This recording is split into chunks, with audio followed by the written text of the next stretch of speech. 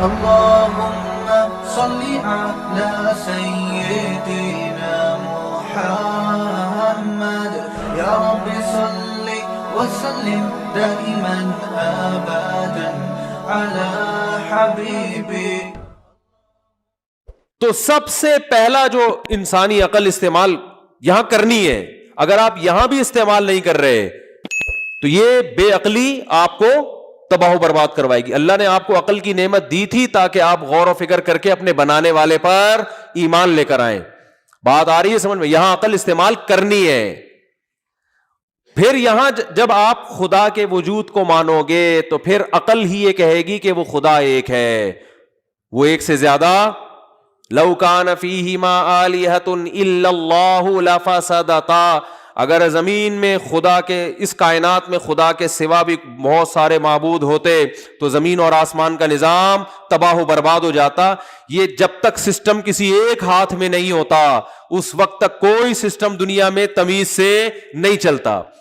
کبھی دیکھا نہیں ہوگا ایک آفیسر، ایک بینک میں 2 مینیجر ہوں، ایک آفس میں 2 مینیجر ہوں، ہو نہیں سکتا. یہ آج جو گھر تباہ ہو رہے ہیں نا، طلاقیں ہو رہی ہیں، کیوں ہو رہی ہیں؟ ایک گھر میں 2 3 سربراہ ہیں، ہر آدمی باپ بنا ہوا ہے گھر کے اندر، پتہ ہی نہیں چلتا اصل والا ابا ہے کون سا. بیٹا کہیں کسی گھر میں بیٹا باپ بنا ہوا ہے، کسی گھر میں بیگم باپ بنی ہوئی ہے، کسی گھر میں جناب وہ پوتے باپ بنے ہوئے ہیں، کسی گھر میں بہو باپ بنی ہوئی ہے.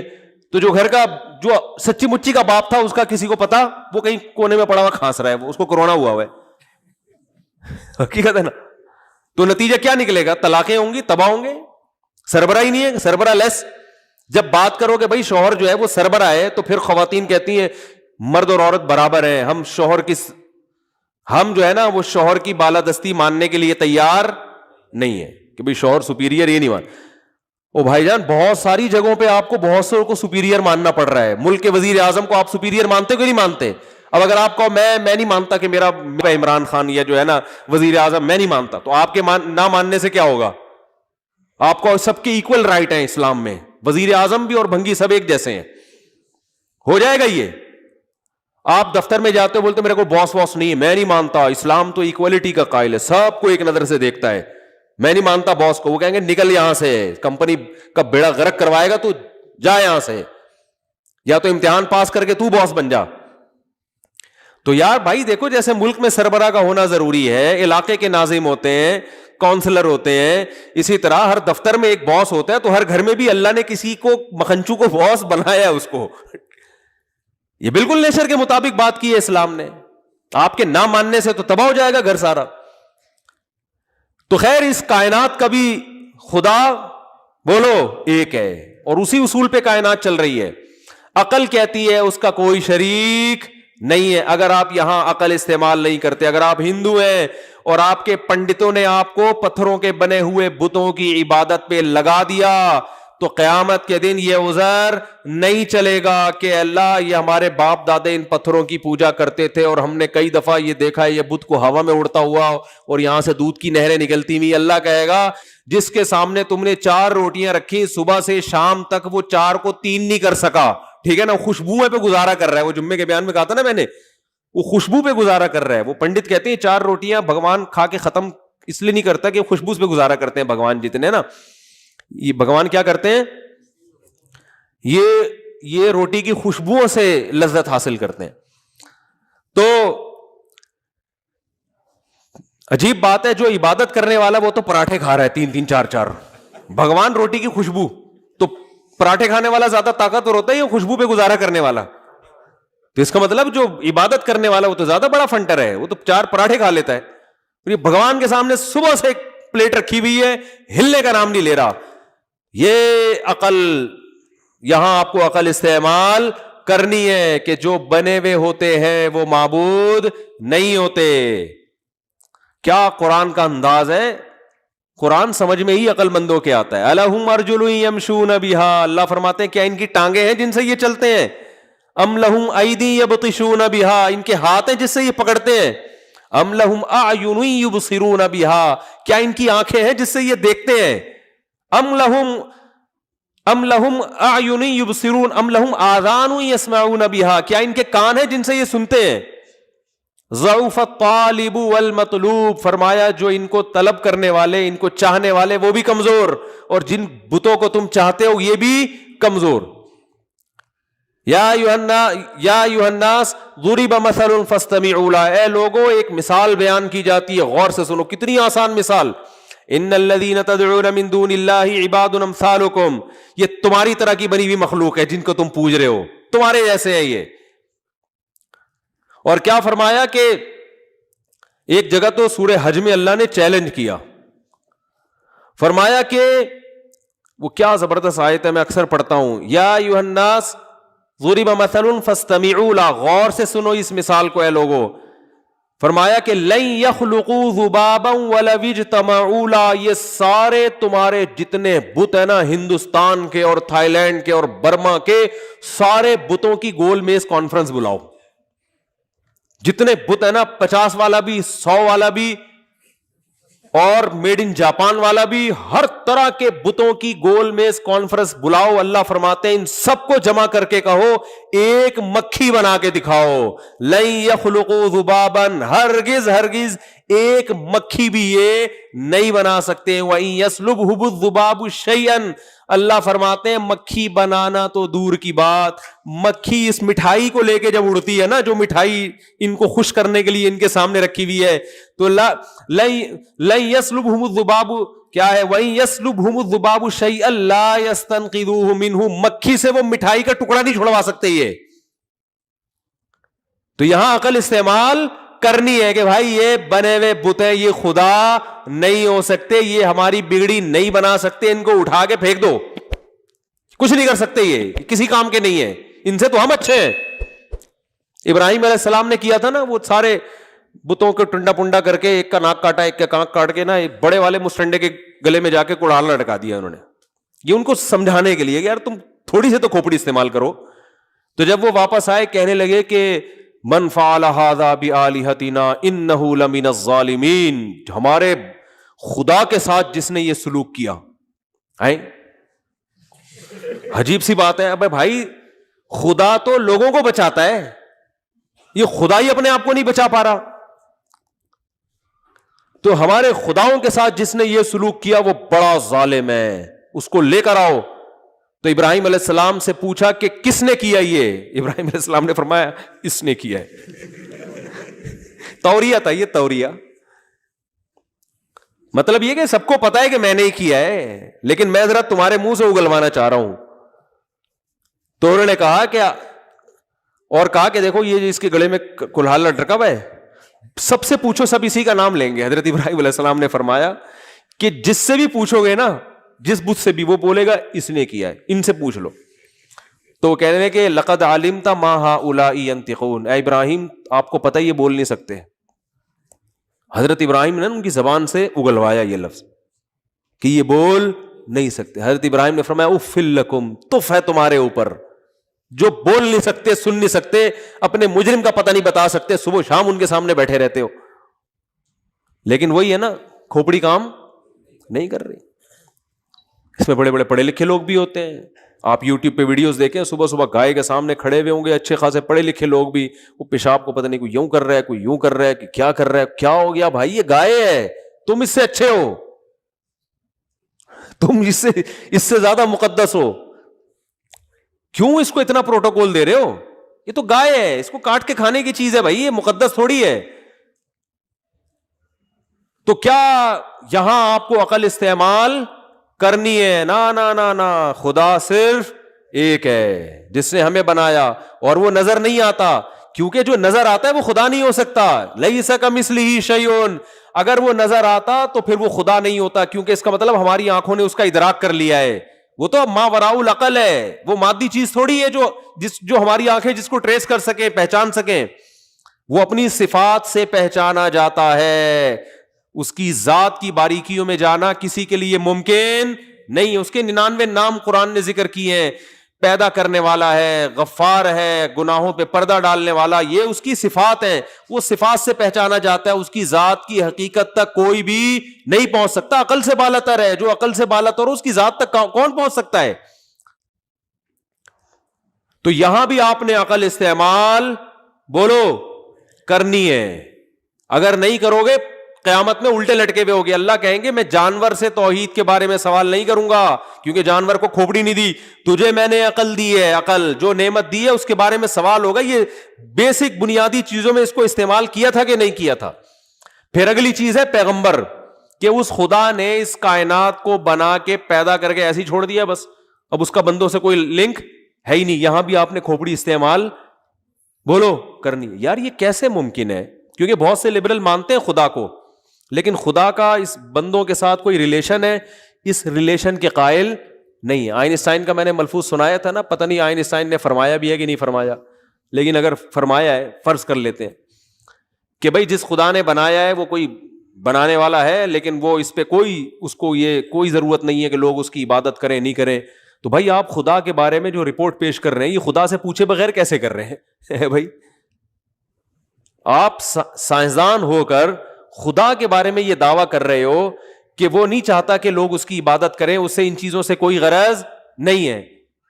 تو یہ آپ کیسے کہہ سکتے ہو؟ آپ سائنسدان ہو, آپ مادی چیزوں کے بارے میں بتاؤ. آپ کائنات کو بنانے والے کی صفات کیسے ہائی لائٹ کر رہے ہو آپ کہ اس کو کوئی اس سے غرض نہیں ہے کہ لوگ میری عبادت کریں یا نہ. اس نے جو پیغمبر بھیجے اور کتابیں نازل کی اس میں وہ کہتا ہے یا ایھا الناس اعبدوا ربکم, اے لوگو اس پیدا کرنے والے کی عبادت کرو. میں چاہتا ہوں میری عبادت کی جائے اس زمین پر, مجھے مانا جائے, میری پوجا کی جائے, میں چاہتا ہوں.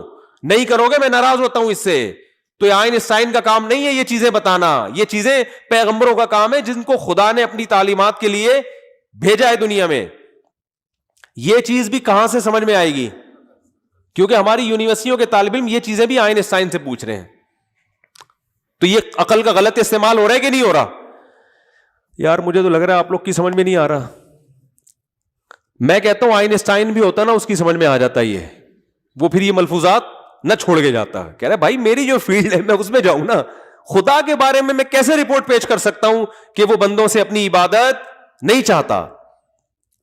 بھائی آپ کیا چاہتے ہیں یہ آپ سے ہی پوچھا جائے گا نا. لوگ مریض سے پوچھتے ہیں کہ آپ بکرے کی یخنی پینا پسند کریں گے, مرغے کی یخنی پینا پسند کریں, پوچھ رہے ہوتے ہیں نا مریض سے. وہ ہمارے والد صاحب ایک واقعہ سنایا کرتے تھے کہ ایک بوڑھے میاں کی طبیعت خراب ہو گئی, تو اب وہ بالکل ایسے بے ہوش نا, ان کو میٹھا کھانے کا بڑا شوق تھا, اور وہ ایسے بے ہوشی کسی کیفیت, تو کوئی آ کے کہہ رہا ہے جی ان کو یہ کھلاؤ, بکرے کا وہ پلاؤ, کسی نے کہا ان کو جو ہے نا نیمبو چٹاؤ, کسی نے کہا یہ کرو, ایک نے کہا ان کو دودھ جلیبی کھلاؤ. تو جیسے ہی انہوں نے کہا نا تو ان کی آنکھ کھل گئی. یہ میرے والد صاحب یہ سنایا کرتے تھے, اللہ تعالیٰ مغفرت سنو. جیسے ہی آنکھ کھل گئی انہوں نے کہا بھائی غور سے سنو کیا کہہ رہا ہے بندہ. تو صحیح بات ہے, اگر وہ کہہ رہے ہیں دودھ جلیبی کھلاؤ, بھائی بندے کا کھانے کا کیا دل کر رہا ہے بندہ بتائے گا نا, آپ تھوڑی بتاؤ گے. آپ دعوت بیرا جو ہے نا ہوٹل میں آپ سے آ کے پوچھتا ہے کیا کھائیں گے, ایسے تھوڑی کہ لا کے بکرے کی چانپیں بنا کے ٹھوسنا شروع کر دے کہ یہ کھائیں گے آپ. کسی کے بارے میں بھی رپورٹ وہی دے سکتا ہے جس کے بارے میں رپورٹ دی جا رہی ہے, دوسرا تھوڑی دیتا ہے.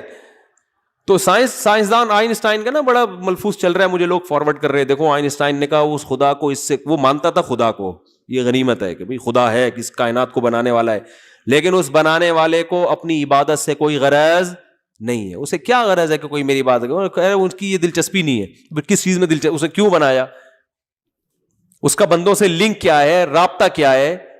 عقل کہتی ہے کہ ایسا ہو نہیں سکتا, اتنی بڑی کائنات بنا دی اور اس میں انسان اتنا ذہین بنا دیا اور خدا اس سے لا تعلق رہنا چاہتا ہے. ایسا بولو بھائی نہیں ہو سکتا, بھائی ایسا نہیں ہو سکتا.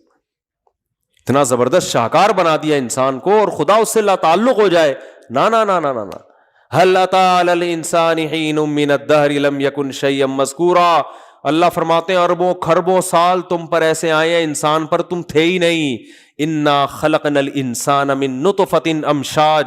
ہم نے جب ارادہ کیا نا تمہیں پیدا کرنے کا, منی کے ایک قطرے سے ہم نے تمہیں انسان بنایا, اور ایسا بنایا فجعلناہ سمیعا بصیرا.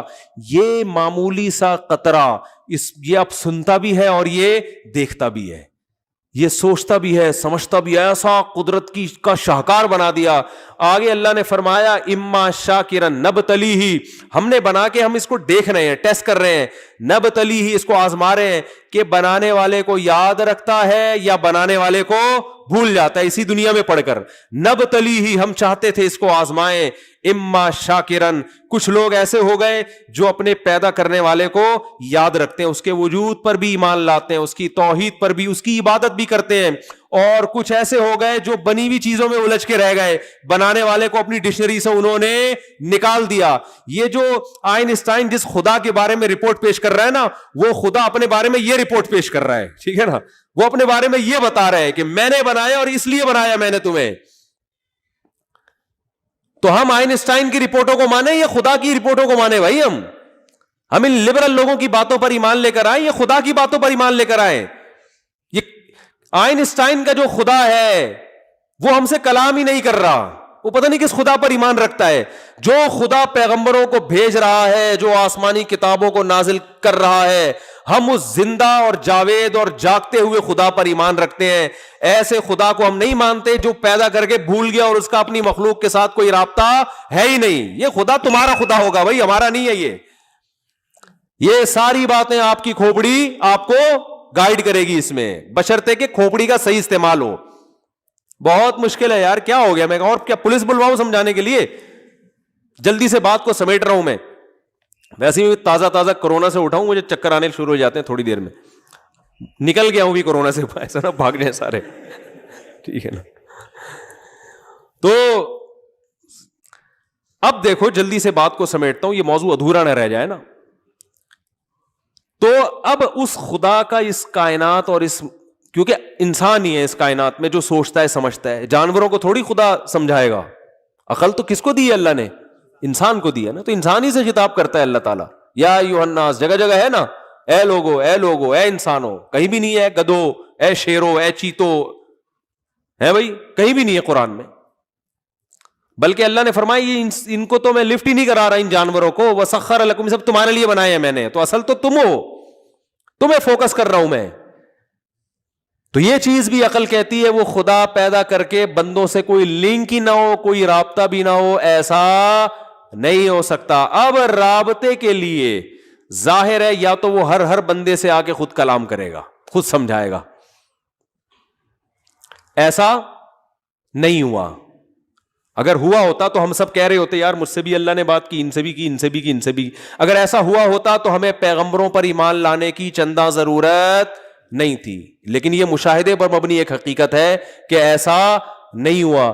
اب ایک ہی راستہ ہمارے پاس رہ جاتا ہے کہ جن لوگوں نے یہ دعویٰ کیا ہے نا کہ ہم میسنجر ہیں, اللہ اور اللہ کی مخلوق کے درمیان رابطے کا کام کر رہے ہیں, تو ان میسنجرز کی زندگی پہ ریسرچ کر لی جائے کہ ان میں کون ایسا ہے جو جھوٹا ہے اور کون ایسا ہے جو سچا ہے.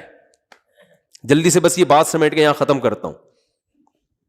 یہ کہنا کہ سارے ہی جھوٹے ہیں یہ اس لیے غلط ہے کہ پھر اس کا مطلب یہ ہوگا کہ اللہ اور مخلوق کا کوئی آپس میں رابطہ بولو ہے ہی نہیں, اس نے کوئی گائیڈنس دی نہیں ہے. یہ تو ممکن ہی نہیں ہے. یہ ایسے ہی جیسے امریکہ ہے مگر امریکہ کوئی سفیر نہیں ہے, اتنی بڑی سپر پاور ہے مگر اس نے دنیا میں رابطوں کے لیے کوئی بندہ اس کے پاس, ارے ایسا ممکن ہے کیا؟ دنیا میں ایک بہت بڑی اسٹیٹ ہے, پاکستان ہے, امریکہ ہے, یو کے ہے, لیکن پوری دنیا سے کٹی ہوئی ہے وہ, کیونکہ اس کا کوئی سرے سے سفیر ہے ہی نہیں. یہی مطلب ہوگا نا. ارے دنیا میں ہر ملک میں سفارت خانے ہوتے ہیں نا میرے بھائی, سفارت خانے ہوتے ہیں, تو ان سفیروں کو دیکھ کے پتا چلتا ہے کہ یار یہ زندہ جاوید ملک ہے, یہ اس کے ذریعے اپنا پیغام یہاں تک پہنچاتا ہے. وزیر اطلاعات و نشریات ہوتے ہیں نا ہر جگہ, کچھ وزیر اطلاعات و نشریات کے لیے ہوتے ہیں, کچھ سفیر بن کے جا رہے ہوتے ہیں. تو یہ ایک زندہ چلتی پھرتی جاگتی حکومت کی علامت ہوتی ہے. ایک ایسی گورنمنٹ ہے جس کا سرے سے نہ کوئی سفارت خانہ ہے پوری دنیا میں, نہ کوئی وزیر اطلاعات ہے, تو آپ کہیں گے پتہ نہیں یہ خوابوں کی دنیا کا کوئی ملک ہے. یہ حقیقت میں ملک ہے نہیں, کیونکہ اس کو اپنے وجود کو برقرار رکھنے کے لیے کچھ رابطے تو چاہیے نا. تو جس خدا نے اس کائنات کو بنایا اس کا انسان سے جو لنک ہے, اگر وہ پیغمبروں کے ذریعے نہیں ہے تو پھر کس کے ذریعے ہمیں آپ خود بتا دو بھائی. آئنسٹائن کے ذریعے تو نہیں ہے, تو ہمیں پتا, کیونکہ آئنسٹائن نے اگر وہ سچ ہے اس کی طرف جو منسوب ہے وہ اتنی بڑی پھینکی ہے کہ اس سے پتا چلتا ہے کہ آئنسٹائن تو خود اس بات کا منکر ہے کہ میں خدا کا پیغمبر نہیں ہوں, کیونکہ وہ خدا کے بارے میں رپورٹ یہ پیش کر رہا ہے کہ اس کا بندوں سے کوئی لنک ہے ہی نہیں. تو میرے بھائی اب ایک ہی بات رہ جاتی ہے کہ جن پیغمبروں نے دعویٰ کیا ہے ان کی زندگیوں میں غور و فکر کیا جائے. یہاں بھی آپ کو کھوپڑی استعمال بولو کرنی ہے کہ کون سچا ہے اور کون جھوٹا. تو یہ بہت آسان کام ہے, اس لیے کہ کوئی نہ کوئی سفیر تو ہے. تو اللہ نے محمد صلی اللہ علیہ وسلم کے سوا کسی سفیر کو پنپنے ہی نہیں دیا ہے. یعنی اگر محمد صلی اللہ علیہ وسلم کے مقابلے میں لا کے کسی کو کھڑا کریں گے نا تو وہ اتنا فرق ہوگا زمین اور آسمان کا کہ آپ کو 2 اور 2 4 کی طرح پتہ چل جائے گا کہ ان میں سچا کون ہے اور ان میں جھوٹا کون ہے. نبی کے علاوہ جتنے سفیر ہیں نا ان کا گیٹ اپ ہی سفیروں والا نہیں ہے. دیکھو امریکہ نے اپنا سفیر بھیجا پاکستان میں مذاکرات کے لیے, ٹائم بتایا بھی اتنے بج کے اتنے منٹ پہ جہاز پہ بندہ اترے گا وہ سفیر ہے. اب ہمارے سفیر سارے پہنچ گئے ایئرپورٹ پہ, جو ہمارے سفارت خانے کا سارا عملہ دیکھا چڈی بنیان میں ایک آدمی جہاز سے نکل کے آ رہا ہے بھائی, اور ایک آدمی 3 پیس سوٹ میں. تو عقل فوراً کیا کہے گی, بھائی یہ چڈی بنیان والا بولو یہ امریکہ کا سفیر نہیں ہو سکتا. اس کو وہیں سے آپ کہیں گے یار تو یہ پتہ نہیں کس نے بنگی کو چڑھا دیا جہاز میں. فوراً آپ اب 2 ہی تھے نا, اور جہاز بھی پتا ہے یہی والا جہاز ہے, امریکہ نے بھی کہا بھیجا ہے میں نے اسی جہاز میں بھیجا ہے, تو یقیناً یہ سوٹ بوٹ والا ہوگا. یہ دھوتی بنیان والا, چڈی بنیان کو زیادہ ہو گیا, دھوتی پہ لے آتے ہیں اس کو. امریکہ کہے گا یار اتنا بھی ہمارے بھنگی بھی اتنے گرے ہوئے نہیں ہوتے, امریکہ کا بھنگی ہے نا. تو آپ فوراً کہو گے بھائی یہ جو یہ ہے یہ والا تو ہو ہی نہیں سکتا, اسی کو بھائی اس کے علاوہ نہیں ہو سکتا. تو یاد رکھو جیسے ہر ملک کے سفیر کی کچھ ظاہری علامتیں ہوتی ہیں, پھر آگے اس کی بات چیت سے بھی پتہ چلتا ہے. اس نے آتے ہی فوش گالیاں دینا شروع کر دی ہے امریکہ کا سفیر, آتے ہی آپ بولو گے یار یہ غلطی ہو گئی ہے, شاید دوسرا جہاز تھا غلطی سے, یہ بندہ نہیں ہو سکتا. ظاہری گیٹ اپ بھی سفیروں والا ہو اور بات چیت کا اسٹائل بھی سفیروں والا, بات چیت بھی خاندانی ہو جو ایک سپر پاور پہ بنتی ہے. ایسا نہ ہو آ کے ٹماٹر کے ریٹ پوچھ رہے آپ سے بیٹھ کے, یار تم امریکہ کے سفیر ہو, تم عراق افغانستان کی بات کرو گے, بھائی افغانستان میں اتنے پٹ چکے ہیں, اب مزید پٹنے سے بچانے کے لیے آپ بتائیے یار کیسے اپنی فوجوں کو نہیں. اس طرح کی عمر پر بات کرو. آپ آ کے جناب باتیں کیا کر رہے ہو, بات چیت آپ یہ کر رہے ہو کہ جی وہ یار ٹماٹر کا بھاؤ تاؤ ذرا کرتے ہیں, اب ریٹ اوپر جا رہے ہیں پوری دنیا میں, یونائٹڈ نیشن نے ایک لا پاس کیا ٹماٹر کے ریٹ کو کم کرنے کے لیے. اب بولو گے یار یہ بندہ گیٹ اپ سے تو سفیر لگ رہا ہے, حرکتوں سے سفیر نہیں لگ, پان گٹکے کی بات کر رہا ہے, نسوار کی بات کر رہا ہے. بات چیت سے بھی اندازہ ہو جاتا ہے اور گیٹ اپ سے بھی اندازہ ہو جاتا ہے. اس کائنات میں جن کی تعلیمات زندہ ہے, نبی سے پہلے جو پیغمبر چلے دنیا سے گئے ان کی تو تعلیمات ہی ختم ہو گئی. ان کا تو جو سفیر جو پیغام لے کر آیا ہے نا, اب جیسے 2-3 سفیر دعویٰ کریں آ کے, تینوں کا گیٹ اپ, 3 سفیر آئے جہاز میں, 3 سوٹ بوٹ میں آدمی اترے, بھائی تینوں لگ رہے ہیں امریکہ کے سفیر, اور تینوں کے پاس کارڈ بھی. اب ظاہر ہے سچی مچی کا ایک کے پاس, باقی 2 نے جعلی کارڈ بنوا لیے. آپ کنفیوز ہو گئے نا, سچی مچی کا تو ایک ہی ہوگا نا ان میں.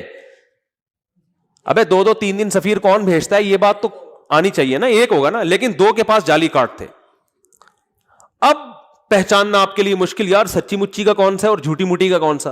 ایک کے پاس پیغام ہے, باقی 2 کے پاس پیغام ہے ہی نہیں. تو آپ بولو گے بھائی جس کے پاس میسج ہے وہی ہو سکتا ہے, باقی تو خالی کاغذ لے کر آ گئے. یا خالی کاغذ تو نہیں ہے, کاغذ بھرا ہوا ہے مگر اس میں کیڑے مکوڑے بنے ہوئے, آلو پیاز ٹماٹر کے ریٹ لکھے ہوئے اس میں. تو نبی صلی اللہ علیہ وسلم, محمد صلی اللہ علیہ وسلم کا گیٹ اپ بھی پیغمبروں والا, آپ کی تعلیمات بھی پیغمبروں والی. باقی دنیا میں کوئی شخص ایسا ہے ہی نہیں جس کی تعلیمات ابھی آپ کے پاس موجود ہو, جو کہ خدائی تعلیمات ہیں. وہ ہے تو لاؤ نا ہمارے سامنے, کوئی ہے ہی نہیں.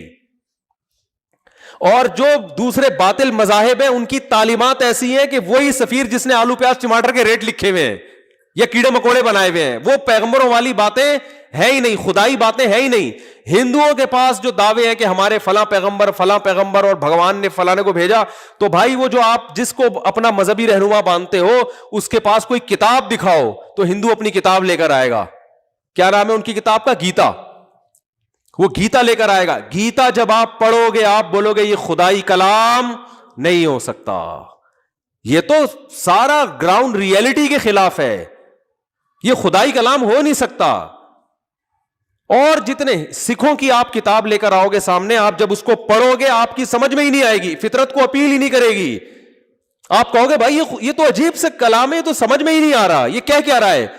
دنیا میں کوئی ایسی کتاب جس کی نسبت خدا کی طرف ہو، صرف قرآن ایسی کتاب ہے جس وقت آپ پڑھنا شروع کرتے ہو اسی وقت سے آسانی سے سمجھ میں بھی آتا ہے اور دلوں میں اترنا بھی شروع ہو جاتا ہے. خدا نے اپنے اس کلام کے علاوہ، اپنے اس سفیر کے علاوہ، محمد صلی اللہ علیہ وسلم کے علاوہ اس کائنات میں کسی کو پنپنے دیا ہی نہیں ہے. باقی سارے اگر جعلی کارڈ بھی لے کے گھومتے رہیں گے نا، اپنی باتوں سے، اپنے تحریروں سے پکڑے جائیں گے. محمد صلی اللہ علیہ وسلم واحد پیغمبر ہے کہ اگر آپ عقل استعمال کرتے ہو، بھائی قانون صرف انہی کے پاس ہے، قانون بھی انہی کے پاس، گیٹ اپ بھی ان کا، اور باتیں بھی ان کی پیغمبروں والی. اس کے علاوہ ان کے علاوہ کوئی شخصیت ہے ہی نہیں. عقل یہ کہتی ہے کہ اگر اللہ کا اپنے بندوں سے رابطہ ہے تو وہ رابطہ محمد صلی اللہ علیہ وسلم کے علاوہ کسی اور کے ذریعے نہیں ہے، صرف انہی کے ذریعے رابطہ ہے، اور ہے نہیں کسی کے پاس. ہے تو بھائی ہم ہندوؤں سے کہتے ہیں لے کر آؤ، آپ گیتا بھری محفل میں پڑھ کے سناؤ، 4 آدمیوں کی سمجھ میں آ جائے ہمارا نام بدل دینا، ہم قرآن پڑھ کے سنائیں گے. الحمدللہ رب العالمین، یہاں سے شروع ہو رہا ہے. تمام تعریفیں اس اللہ کے لیے جو تمام جہانوں کا پالنے والا ہے. کیا مزہ آ رہا ہے خدا کی قسم، کیسا صاف ستھرا کلام، ایک ایک لفظ نکھرا ہوا، اور پڑھنے میں جو پروناؤنسیشن ہے وہ بھی بڑی خوبصورت ہے. بادشاہ کا کلام ہے. الرحمن، اب اس کی صفات کو بیان کیا جا رہا ہے، بڑا مہربان ہے. الرحیم، نہایت رحم کرنے والا ہے. مالک یوم الدین، روز جزا کا مالک. ایک دن ڈے آف ججمنٹ آنے والا ہے. ایاک نعبد، پھر ہمیں حکم دیا جا رہا ہے یوں کہو اپنی زبان سے، ہم صرف تیری عبادت کرتے ہیں. وَإِيَّاكَ نَسْتَعِينُ، مدد صرف تجھ سے طلب کرتے ہیں. اہدنا الصراط المستقیم، اے اللہ ہمیں سیدھے راستے پر چلا. بتاؤ کوئی ایسی چیز ہے اس میں جو ایک قوم کے پست ترین اور جاہل ترین آدمی کی بھی سمجھ میں نہ آ رہی ہو؟ بالکل ایک دیہات میں پیدا ہونے والا، جنگل میں پیدا ہونے والا نا، جب وہ بھی آیتیں پڑھے گا، ان کا ترجمہ پڑھے گا، ایک ایک حرف نکھرا ہوا اس کی سمجھ میں آ رہا ہو. الحم سے لے کے والناس تک پورا قرآن ایسا ہے، پورا قرآن. تو بھائی اس کے علاوہ کسی کے پاس کوئی کتاب بولو ہے ہی نہیں. آپ بائبل کو دیکھ لو، نہیں سمجھ میں آئے گی آپ کے. آپ آج کی تورات اور آج کی انجیل کو دیکھ لو جو تحریف ہو چکی ہے، نہیں سمجھ میں آئے گی. آپ بہت سی چیزیں ایسی غیر اخلاقی ہیں کہ آپ کہو گے کہ یہ خدا کا کلام نہیں ہو سکتا. ایسی غیر اخلاقی چیزیں. قرآن جہاں سے پڑھو ہر چیز ایک ایک مثال بہترین ہے. ابھی جو میں نے قرآن کی مثال پڑھی، یا ایھا الناس ضرب مثل، اے لوگوں ایک مثال بیان کر رہے ہیں، غور سے سنو. ان الذین تدعون من دون اللہ، تم اللہ کو چھوڑ کر جن کی عبادت کرتے ہو، عباد امثالکم، تمہارے جیسے بندے ہیں، وہ تمہارے جیسے عاجز ہیں. 2 اور 2 4 کی طرح بات واضح ہے یا نہیں ہے؟ بولو نا یار، مثالیں کتنی واضح ہیں قرآن کی. اللہ نور السماوات والارض مثل نورہ کمشکات فیہا مصباح، المصباح فی زجاجہ، الزجاجۃ کأنہا کوکب دری یوقد من شجرۃ مبارکۃ زیتونۃ لا شرقیۃ ولا غربیہ یکاد زیتھا یضیء ولو لم تمسسہ نار نور علی نور. کیا خاندانی مثال ہے خدا کی قسم، کہ اللہ نے اپنی مثال دی ہے کہ اسلام اور یہ قرآن کی مثال کیسی پیاری، کہ اندھیروں کے اندر، اس زمانے میں تو لائٹیں نہیں تھی نا، چراغ اگر اندھیروں میں جلا دیا جائے کیسی روشنی ہو جاتی ہے. تو اللہ فرماتے ہیں کہ یہ قرآن اور اللہ کی ذات اور پیغمبر صلی اللہ علیہ وسلم، ان کی مثال دی جا رہی ہے کہ ایک کافر جس کو سیدھا راستہ نہیں مل رہا، جب وہ قرآن پڑھے گا تو اس کو ایسے ہدایت ملے گی جیسے اندھیروں کے اندر کوئی چراغ کوئی رکھ کے چلا جائے. اور پھر عام چراغ نہیں، مثل نورہ کمشکات فیہا مصباح، ایک طاقچے کے اندر چراغ. طاقچے میں جو چراغ ہوتا ہے وہ ہواؤں کے جھونکوں سے بچا رہتا ہے، اس کی لائٹ پورے طریقے سے جس طرف جا رہی ہے نا، پوری روشنی وہاں پھیلاتی. المصباح فی زجاجہ، اور وہ چراغ شیشے کے مرتبان میں ہے، اور زیادہ روشنی ہو رہی ہے. الزجاجۃ کأنہا کوکب دری، اور شیشہ بھی ایسا گویا چمکتا ہوا موتی ہو، اور اس کی لائٹنگ کو کیا کر رہا ہے، بھائی اس زمانے میں جب یہ مثال نازل ہو رہی ہے تو اس سے بہتر مثال ہو نہیں سکتی تھی. کوكب دری یوقد من شجرۃ مبارکہ, اور فرمایا اس چراغ کو جو جلایا گیا ہے عام تیل سے نہیں, ایک مبارک درخت سے, زیتونۃ, جس کا نام کیا ہے, زیتون. زیتون کے تیل کا جو چراغ ہوتا ہے نا, ایک تو اس کی روشنی بڑی شفاف, اس روشنی میں بدبو نہیں ہوتی, دھواں نہیں ہوتا.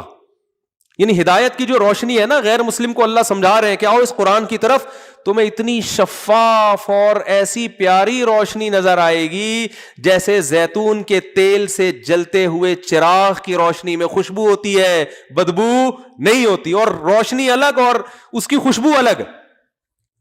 كأنها كوكب دري يوقد من شجرة مباركة زيتونة لا شرقية ولا غربية. فرمایا زیتون بھی وہ جو نہ مشرق کی طرف جھکا ہوا اور نہ مغرب, کیونکہ جب بالکل سیدھا درخت ہوتا ہے اس پہ سورج کی کرنیں بھرپور طریقے سے پڑتی ہیں, اس میں آئل بہت اچھا پیدا ہوتا ہے. لا شرقیۃ ولا غربیہ یکاد زیتها یضیء ولو لم تمسسہ نار. فرمایا جب وہ زیتون کا تیل اس چراغ میں ڈالا نا, اس میں اتنی شفافیت اور اتنا سینسٹیو ہے کہ ابھی آگ اس کے قریب کی بھی نہیں ہے کہ اس میں آگ لگ جائے, ایسا شفاف تیل. ایک مثال سے سمجھایا جا رہا ہے. یکاد زیتها یضیء ولو لم تمسسہ نار نور علی نور. فرمایا چراغ ایک ہے لیکن اس کی روشنی ایسے ہے کہ دیکھنے والا سمجھے کہ روشنیوں کے اوپر روشنیوں کی تہیں بچھائی گئی ہیں, روشنی کے اوپر لا کے ایک اور روشنی, روشنی کے اوپر لا کے ایک اور روشنی. آگے اللہ نے فرمایا وَمَن لَّمْ يَجْعَلِ اللَّهُ لَهُ نُورًا فَمَا لَهُ مِن نُور. لیکن یہ روشنی اللہ جس سے چھین لے, جس سے اللہ چھین لے, جو عقل کا غلط استعمال کرتے ہیں نا, اتنی زبردست روشنی ہونے کے باوجود بھی کوئی بت پرستی میں لگا ہوا ہے, کوئی خدا کے وجود کا انکار کر رہا ہے, کوئی سائنس کے نشے میں آ کے کہتا ہے کہ خدا ہے مگر اس کو بندوں کی عبادت سے کوئی دلچسپی نہیں ہے, اس سے بندوں کا کوئی لنک ہی نہیں ہے, جو مرضی کرتے رہو, برے بن کے زندگی گزارو گے جاؤ مر کے مٹی ہو کے ختم, اچھے بن کے زندگی گزارو گے تو بھی مٹی ہو کے ختم, بس اس نے انٹرٹینمنٹ کے لیے اس کائنات کو بنا کے چھوڑ دیا ہے. تو اللہ فرماتے ہیں یہ وہ لوگ ہیں کہ خدا نے اتنا زبردست اسلام کا نور پیدا کیا لیکن ان لوگوں کو اس نور سے محروم کر دیا ہے. تو کیا یہ مثالیں ہیں کسی آسمانی کتاب میں؟ او بھائی کیا ہو گیا, تو ہے ہی نہیں. محمد صلی اللہ علیہ وسلم کے علاوہ کوئی پنپنے ہی نہیں دی اللہ نے کسی کو. کوئی مقابلے میں لاؤ تو ہم بحث کریں نا کہ یہ صحیح ہے وہ صحیح, کوئی ہے ہی نہیں. اور کسی کو اللہ پیدا بھی ہونے نہیں دے گا, کیونکہ اللہ اپنے سفیر کے مقابلے میں کسی کو نہیں پیدا ہونے دیتا. جو جھوٹے اللہ نے ان کا پول پٹیاں دنیا کے سامنے کھول دی ہیں. تو یہ ساری چیزوں میں آپ کو کھوپڑی استعمال کرنی پڑے گی. جب کھوپڑی استعمال کر کے اللہ اس کے رسول سمجھ میں آئے گا تو اب اللہ اس کے رسول جو کہیں گے پھر وہ کھوپڑی میں نہ بھی آئے تو ماننا پڑے گا, کیونکہ اب ان کے مقابلے میں جب عقل استعمال کرو گے تو یہ عقل کا غیر ضروری استعمال. یہ بالکل وہی ہو جائے گا جیسے ایک آدمی کے پاس چاقو ہے, فنٹر بنا پھر رہا ہے, ٹھیک ہے نا, چاقو نکال کے کسی دوسرے کے سینے پہ رکھا, بولا تیری جیب میں جو کچھ ہے نکال دے, اس نے بندوق نکال لی. اب اگر یہ چاقو استعمال کرے گا تو یہ چاقو کا غیر ضروری استعمال ہے یا نہیں ہے؟ بولو نا. اب یہاں فنٹر گیری, جب تک آپ کے پاس چاقو تھا اور آپ کو یہ یقین تھا کہ اس کے پاس کچھ بھی نہیں ہے تو چاقو کا بہترین استعمال تھا, آپ کسی کی بھی گردن پہ لے جا کے رکھ لیں. لیکن جب آپ کو پتا چل گیا اس کے پاس بندوق ہے تو بھائی اب اپنا چاقو خربوزے کاٹنے میں استعمال کرو آپ, ٹھیک ہے, ناشپاتیاں کاٹنے میں استعمال کرو, کسی بندے کو مارنے کے لیے اب استعمال نہیں کرو گے آپ. تو اسی طرح میرے بھائی عقل کو استعمال کرو, عقل کے گھوڑے دوڑاؤ, ہر چیز عقل سے سوچو. یہ جو آج کل دیندار لوگ, بہت سے دیندار لوگ جو عقل نہیں استعمال کرتے نا, یہ پرلے درجے کی حماقت ہے. قرآن تو کہتے ہیں جنت میں جائیں گے یہ عقل مند لوگ جو عقل کو استعمال کرتے ہیں. لیکن اس عقل کو استعمال کرتے کرتے جب آپ کو یقین ہو گیا کہ خدا بھی ہے اور محمد صلی اللہ علیہ وسلم اس کے رسول ہے, تو ان کی بات اگر آپ کی عقل میں نہیں آ رہی تو عقل کے گھوڑے دوڑانا چھوڑ دو. بولے بھائی ہم چھوٹے لوگ ہیں, اللہ سے آگے, کیونکہ نبی اپنی طرف سے کوئی بات نہیں کہتے, وہ تو اللہ کی بات ہے. بھائی اللہ سے آگے نہیں نکل سکتے. پردہ سمجھ میں آئے نہ آئے, جب اللہ نے عورت کو حکم دیا کرنا پڑے گا. داڑھی رکھنے کا حکم دے دیا, نماز کا حکم دے دیا, کھوپڑی میں آئے نہ آئے, سود سمجھ میں نہ بھی آئے تو بھی چھوڑنا ہے. زنا پہ کتنے لیبل لگا دو میرے بھائی, بہت اچھا, اس سے یہ اور یہ معاشرے میں کیا خرابی. قرآن کہہ رہا ہے, خدا کہہ رہا ہے کہ انہ کان فاحشۃ, اللہ کو زنا سے نفرت ہے, یہ بہت بڑی بے حیائی ہے. مردوں سے بدفعلی بہت بڑی بے حیائی ہے, خدا کو پسند نہیں ہے. چور کا ہاتھ کاٹ دو اللہ کہہ رہے ہے. اب آپ کہتے ہو کہ یار اس نے کیا اتنا بڑا جرم کیا, ہاتھ کاٹ دو. اللہ حکومت سے مطالبہ کرتا ہے والسارق والسارقۃ فاقطعوا ایدیہما, تمہاری عقل میں آئے نہ آئے چور کا ہاتھ تمہیں کاٹنا پڑے گا. جو زنا کرتا ہے اللہ حکومت سے مطالبہ کرتے ہیں اس کو 100 کوڑے لگاؤ, اگر شادی شدہ ہے تو پتھروں سے مار کے ہلاک کر دو اس کو. اب عقل کہتی ہے کیا اتنا بڑا جرم کیا کر لیا جو پتھروں سے, اللہ کہتے ہیں نا نا نا نا نا, کیونکہ اگر یہاں بھی عقل استعمال ہوگی تو پھر اس کا مطلب آپ خدا ہیں اور خدا کو اپنا بندہ سمجھ رہے ہیں. معاذ اللہ, نہیں آ رہی میرا خیال ہے. تو یہ اللہ کے حکام ہے, نماز, زکوٰۃ, روزہ. تبھی میں غامدی صاحب سے کہتا ہوں کہ اپنی عقل کو قرآن و سنت کے خلاف استعمال بولو نہیں کرو. خدا نے کہہ دیا سفر میں اور مرض میں روزہ چھوڑ سکتے ہو, ٹھیک ہے, اس کے علاوہ اللہ نے اجازت نہیں دی. کل آپ کا پیپر ہے تو اللہ نے آپ کو رمضان کا روزہ چھوڑنے کی اجازت نہیں دی, چاہے آپ ترقی میں پیچھے ہی رہ جائیں. کہتے قوم کے وسیع تر مفاد میں نا ترقی بھی چونکہ کرنی ہے تو ایکچولی یہ روزہ وہ ٹوپی ڈرامے گھما گھما کے, بھائی یہ تو منسوخ مسائل ہے, صاف طور پہ قرآن میں لکھے ہوئے ہیں, ان میں تھوڑی تبدیلی ہوگی. ہاں بیماری میں, اور اس میں بھی فنٹر نہ بنو. بیمار کو جب اللہ نے چھوڑنے کی اجازت دی ہے تو کوئی بیمار اگر چھوڑ دے تو پھر زیادہ فنٹر وہاں بھی نہ بنو کہ کیوں چھوڑ رہا ہے. میرا گلا خراب تھا, 5-6 سال پرانی بات ہے, گلا میرا, مجھے پتا تھا اگر میں نے دوا نہیں لی تو یہ 1 ہفتہ ڈیلے ہو جائے گا اور لمبا, تو میں نے رمضان کا روزہ چھوڑ دیا. اب ہر آدمی ابے بھائی مفتی صاحب کیا ہو گیا یار, آپ گلا کی خرابی کوئی ایسی بیماری تو نہیں ہے. میں نے کہا اللہ میاں نے بیماری میں روزہ چھوڑنے کا حکم دیا ہے, یہ نہیں کہا کہ جب تک وسیم بھائی مشورہ نہ دیں اس وقت تک روزہ نہیں چھوڑ سکتے. اور بیماری میں فقہاء نے جو تفصیل بیان کی, بیماری کے بڑھنے کا اندیشہ, میں نے کہا میں اگر 1 دن پرہیز کر لوں گا تو پورے باقی سارے روزے رکھ لوں گا, اور اگر 1 دن میں نے دوا نہیں کھائی پابندی سے تو یہ بیماری لمبی چلی جائے گی. تو جب اللہ اجازت دے رہا ہے تو کیوں فنٹر بننے کی کوشش کر رہے ہو؟ جب اللہ نے کہا وضو نہیں کر سکتے, تیمم کر کے نماز پڑھو, تو پڑھ لو تیمم کر کے نماز. آپ کہہ رہے ہیں یار یہ تیمم میں تو وہ مزہ ہی نہیں آ رہا یار, وہ تو عجیب سا. ایک صاحب ایسے بھی فنٹر بنے ہوئے تھے, یار تیمم تو مٹی سا ہو رہا ہے تو مزہ ہی نہیں آ رہا. او بھائی اللہ نے بول دیا کر لو یار. طلاقیں ہو گئی خدا نہ خواستہ 3 ہو گئی ہیں تو اللہ نے پابندی لگا دی, ختم. صحیح ہے نا, قرآن میں بھی صاف, حدیث میں بھی. اب آپ کو میرے چھوٹے چھوٹے بچے, میرے بڑے بڑے بچے, یار یہ اسلام کا اتنا سخت حکم, یار تھوڑی سی تو مہلت ہونی چاہیے, اتنا مدتوں گھر اتنی مشکل سے آباد ہوتا ہے, غصے میں 3 لفظ. بھائی یہ مجھے نہیں سمجھاؤ, کیونکہ صبح شام اس طرح کے کیسز آتے ہیں, مفتی کو تنگ کرتے ہیں لوگ. او بھائی میں خدا نہیں ہوں, اگر اللہ مجھ سے پوچھ کے قانون بناتا تو میں کہتا ہے اللہ ہمارے محلے میں نارتھ کراچی میں ایک بندہ ہوگا وہ بہت زیادہ پریشان ہے, اس کے لیے کوئی تھوڑی سی ڈیل رکھ دے. اللہ کا بنایا ہوا قانون ہے, الطلاق مرتان, 2 دفعہ زبان سے لفظ نکلے گا تمہارے تو رجوع بھی کر سکتے ہو, چھوڑ بھی سکتے ہو. فَإِن طَلَّقَا, تیسری دے دی, فَلَا تَحِلُّ, حلال نہیں ہے. اب آپ لبرل بن جاؤ جا کے, یار یہ کیا ہے, یہ اتنا سا 3 لفظ ہی تو زبان سے نکلے ہیں, جو مرضی دلائل دے دو, وہ آپ کے لیے ایک حلال بیوی کیا بن گئی ہے, حرام بس. اور اللہ ہی کہہ رہا ہے عدت گزارنے کے بعد کسی اور سے نکاح کرتی ہے, وہ اس سے ہم بستری کرتا ہے, اگر چھوڑ دیتی ہے تو عدت کے بعد پھر پہلے شوہر کے لیے حلال ہے. اس حلالے کو بھی حرام کہنے والا یہ بھی قرآن کے خلاف چل رہا ہے. آج ایک اہل حدیث کا کوئی فتویٰ لے کر آیا, آج ہی کی بات ہے, عصر کی نماز کے بعد وہ 3 طلاقیں دے دی تھیں کہ اہل حدیث سے فتویٰ لے کر آئے, اور اس میں انہوں نے کہا کہ یہ 3 ایک ہوتی ہیں, اور پھر نیچے لکھا ہوا ہے کہ حلالہ اسلام میں حلالہ حرام ہے, حلالہ ناجائز ہے.